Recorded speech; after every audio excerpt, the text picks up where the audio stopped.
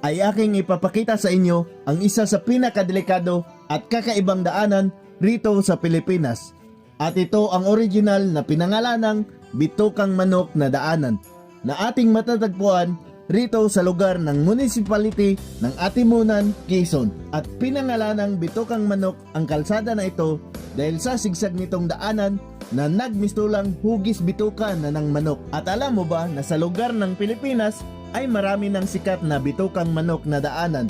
Pero ang pinakauna at ang pinaka-original talaga na tinawag na bitukang manok na daanan ay itong bitukang manok na daanan na nakikita nyo ngayon sa ating video. At alam mo din ba na ang daanan na ito rin ay ang siyang kumukonekta mula sa lungsod ng Naga patungo sa lungsod ng Lucena. At kaya kung ikaw ay nakabiyahe na mula Albay patungong Metro Manila, Batangas at Tagaytay City, ay siguradong nadaanan mo na ang kalsada na ito.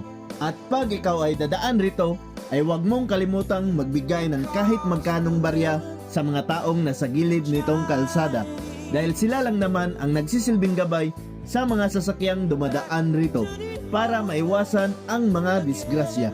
At sa pagkakaalam ko ay wala po silang sahod na natatanggap rito.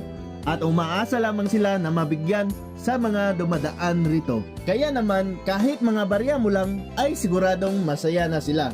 At uulitin ko lamang po sa mga gustong pumunta at gustong dumaan dito para makita itong kagandahan ng bitukang manok na kalsada, ay maaari nyo itong mapuntahan sa municipality ng Atimunan, Quezon, sa isla ng Luzon.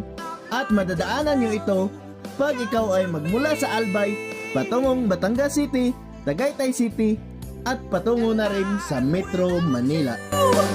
It seems like